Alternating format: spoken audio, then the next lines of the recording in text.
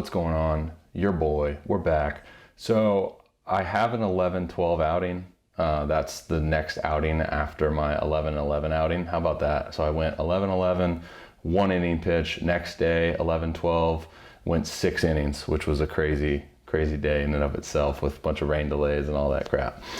And it was a doubleheader. So I'm not going to do the 11-12 today. 6 innings, going to call for a longer time. I don't have a whole lot of time to do that. So I'm just going to go ahead and skip ahead to the 11-16 outing, and we're at home. So we got this subpar video quality. Nah, we're good. Getting used a lot here at this point in the season. Kind of understand my role coming in, being, a guy that can essentially do everything. A hybrid guy coming out of the bullpen, multiple innings, bridge guy. That's kind of how I like it. Pride myself on the ability to do whatever the team needs. I hope you guys had a great Christmas, and I hope you guys will be having a great New Year. I got a few requests to show the video, like the whole outing first, and then come back and break it all down. So enjoy the outing and stick around for the breakdown. Espacio de 8 1/3 de entrada. Víctor Torres, señal con Víctor Torres, lanzamiento Edward Guzmán por Carolina. Strike tras el lanzamiento, batea lento por el campo corto al frente Jeremy. El tiro a primer, lanzamiento bajito y pegado a Rowland. El lanzamiento strike linda la su receptor, lanzamiento pegado a la segunda 12. El lanzamiento se lanza al terreno, el búsqueda, un inatrapable. Batea Delvin Pérez, que tiene 3-0, se va para segunda. Lanzamiento, batea de inatrapable, el búsqueda de la derecha. Enrique la devuelve al cuadro. La jugada de corrido que está en las esquinas, hasta por segunda base. Bueno, parado la tiene Brian Reyes, al campo corto Jeremy Rivera. A primera y se completa. Será seguido si Martínez si le brinda la oportunidad. Continúa narrando. Revista que viene a una entrada, sino que con su receptor Víctor Torres, trae le canta. Labor. Lanzamiento bajita la segunda. Lanzamiento afuera la tercera. Lanzamiento, batea de Fava ahora. Tanto Sermo como Rowland, viendo que si llega a base puede dar. Lanzamiento, strike, picheo en curva. Lanzamiento, batea macho atrapable. Con un 3-2, entiendo. Lanzamiento, bajita y afuera la segunda. Te dije del scouting. Sí. Con defamiento de Rowland, batea por tercera base y viene al frente de Brett, la recibe muy bien, se acomoda. Va el tiro a primera y con Víctor Torres. El lanzamiento le cantan el primero. Rowland, el lanzamiento afuera la primera. Lanzamiento, strike tirándole al segundo. El lanzamiento de Rowland, batea por primera base en gran salto, gran jugada. All right, now let's break this bad boy down, okay? So first AB. Nice pitch, Rob. Holy smokes. Hey, there we go. We need to fix this. So since I've recorded this video, I've understood more about this dynamic of my delivery, right? And I made a post on Instagram about this. So I really like what I'm doing with, this hand position. I think just having hands here as in comparison to the middle or the back, it's going to allow me to amplify my acceleration. I have a shorter hand path, right? So that's going to allow me to kind of make up for the amount of acceleration that I have going down. I see a lot of kids ask about, this hand position, if they should do it and whatever. I will say, it really does depend on what the individual's arm action does. And I've talked about this a lot in the past with each individual being, different in terms of how long their hand needs to take after separation to get into a consistent and repeatable slot. Now, the thing that I was wrestling with was I having some breakdowns in my delivery due to the hand placement or due to it just being a new sensation that my body needs some time to get used to. So since then, I've kind of learned a little bit more about what's going on with my body and why you kind of see this end of the delivery a little funky, right? With kind of falling back like this, running up the mound.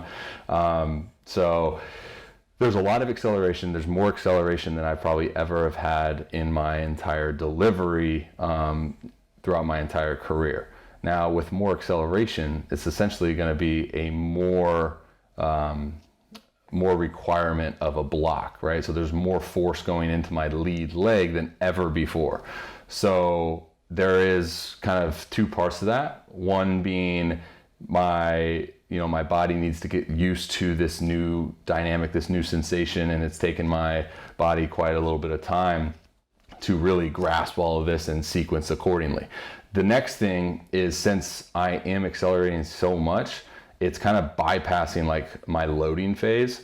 And the way that I've typically gone about my drive leg loading phase is having some sort of mechanism within the trunk and having that tilt back, almost tilt, counter rotate back to kind of hold that load, store up energy, and then go. And it's that fine line between getting stuck over the rubber and, going a little bit too fast.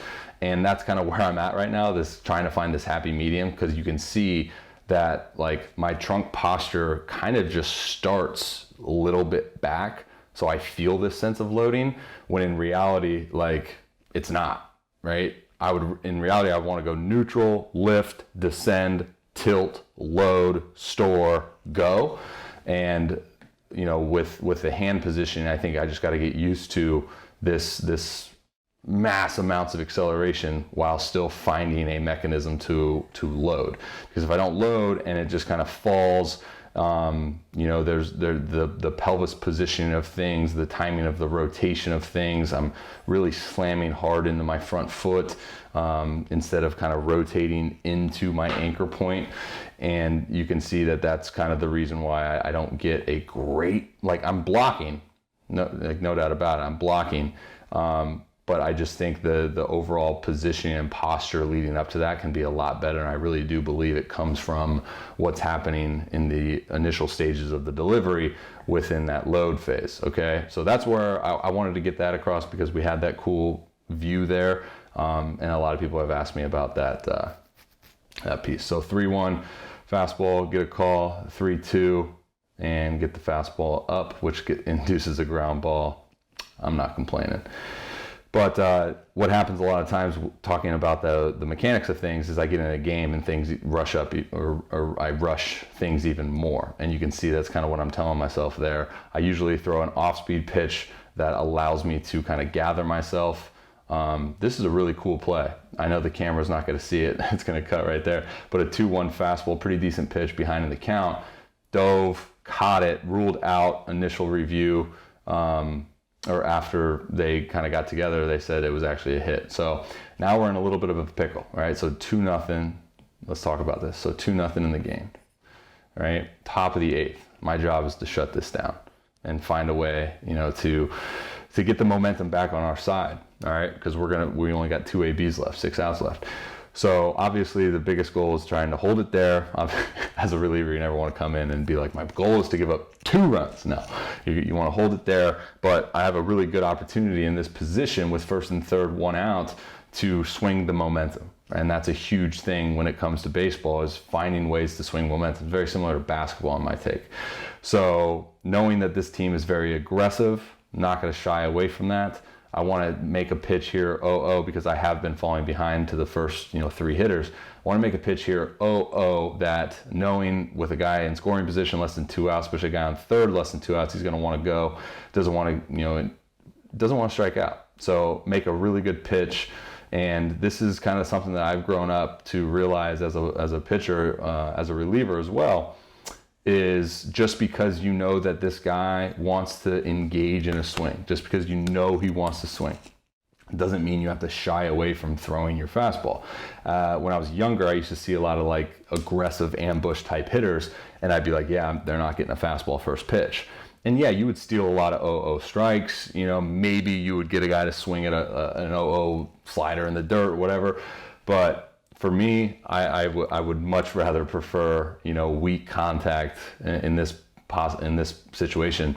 And I don't say that a whole lot, because I, talk about how I think missing bats is the most important thing in being able to get back into affiliated ball and so on and so forth. But throwing probably the best fastball of the evening thus far where it's down and away, downhill tilt. You know, again, I'm throwing it probably 6'10" release height. So this, even though I talk about the fastball up in the zone a lot and how my fastball metrics will play to that, I also want to utilize the bottom part of the zone because of what we can see in this particular at bat, right? So 1 out, 0-0 pitch, fastball, down and away. I don't care what you say about, you know, the toughest pitch to hit in baseball being, you know, the slider because of data showing the most swing and misses with that pitch. I will still say fastball down and away to a righty in a situation in which he's trying to put a ball into the outfield, trying to get big.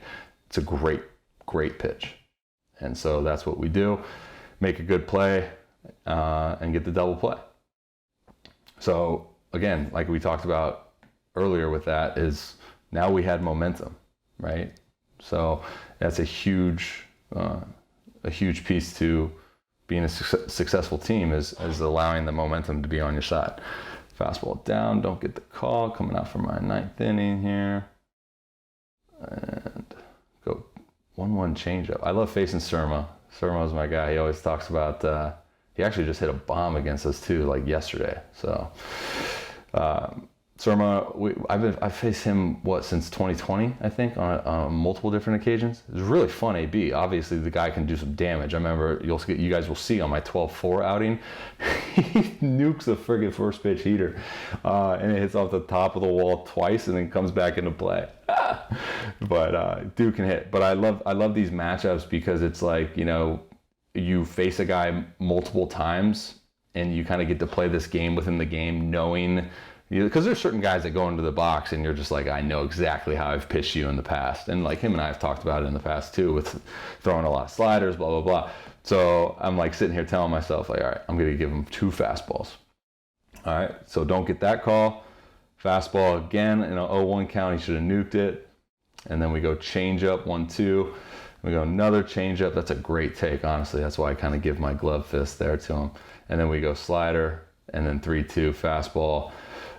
We have just good ABs. I love good ABs are fun. Change up again, and he's doing a great job in terms of just battling, staying in this count, and making me work. And as I sit here and just kind of play with the ball, chew my gum, being a kid, and then actually throw this cutter that I wanted this cutter. As I'm looking at it now, I wanted this cutter to act upon that, like kind of that fastball that I threw in the previous pitch. Up in the zone, which wasn't really up, it was like here, and I wanted to kind of end it like right there. I'm okay, honestly, with the 3-2 if I throw a competitive cutter, slider, pitch, whatever, down and he takes it. Great job, tip your hat, dude. You know, there's certain guys, especially within the score the way it is right now, there's certain guys that can beat you, solo homers, right? And you want to avoid that. So if you kind of play his aggression, you guys have seen this at bat. He's swinging. I'm making good pitches. He's making good swings. He's gonna want to go. So what I wanted to do was the slider that did this, and what I ended up doing, because I do this a lot with my cutter, is if I set sights a little bit elevated, because it's 3-2, maybe want to land it at the bottom of the strike zone to entice the umpire to maybe give me a call. If I set sights up on that pitch, sometimes it just kind of, not necessarily like, I guess, yeah, backs up. It kind of backs up a little bit. But that backed up kind of does me a favor here because it looks like a ball out of the hand to him. And he says, nope. And the umpire hadn't been giving me a whole lot of low pitches, but he gives me this one. So that's cool. Punchies. Surmo.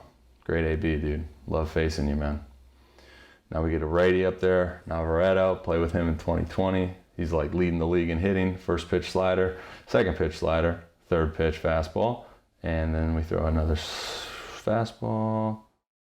These are quality fastballs too, right? Like this is what I talk about a lot in terms of fastball location. Yeah, maybe in perfect world, I'm trying to throw that elevated because we know that the elevated pitch for me is where the swing and misses are going to go, but it doesn't necessarily mean that we want to shy away from the pitch down. Because I've been noticing that since my release height is so high that I get a lot of takes if I can really pound that ball down here, especially if I'm already setting up, sliders that start up, changeups that start middle, fastballs that go up this way, and then throwing that fastball that rides up into the bottom of the zone, it's a different look. So especially after that slider where he fouls it off, you throw another one hard, you're going to get that result. Good play by Brett, wearing the tweeners. Love that kid. As we sit here and have a joke, lefty, pitch, how do we start him out? Fastball, middle down. Fastball away. You can tell I'm just throwing more heaters, more challenge heaters. Change up there. And then a little slow curveball, line out to first base. So a couple takeaways from this particular breakdown is don't shy away from the fastball, even though the guy's going to be pretty anxious. Still make a quality fastball pitch. Mentally staying locked into ABs, that's a huge thing too. I fall victim, especially as a starter, I fall victim a lot of kind of getting lazy mentally, which then gets me into a situation in which my pitch quality and execution isn't as good as it can be. So especially when you guys face lineups that are up to down, good, solid lineups that, you can't really take an AB off, always staying locked into those ABs. And I fall victim of it a lot too when I find myself feeling really good and I'm cruising, I'm doing what I can. And then next thing you know, like I cruise a freaking 0-0 and it's like, boom, double in the gap. And then I try to do more with a guy on second and then it's like, oh, frick, single, earn run. Always staying mentally and physically, locked in, which allows you to stay physically locked in as well. So that was 2 innings of work, 11, what was I saying, 16, I think it was, 9-inch stirrups. TCK, baby, discount code Robby. All right, guys. That's all for me in this breakdown. Shoot me a comment. Let me know what you want to see moving forward. Got a lot of mic'd up catch play content. I've been enjoying bringing those videos to you guys. Those are fun to make. What else do I got? Merch coming soon. When I get home from winter ball, I should have a whole merch line. We got freaking Vulcan with the little emoji thing on a shirt. We got the Cheddar Bob. We got a lot of ideas. I have like 400 different t-shirt ideas, and it's going to be cool bringing those things to light. So much love, guys. As always, hope you enjoyed your Christmas and hope you enjoy your New Year. Till next time, your boy's out. God bless. See ya.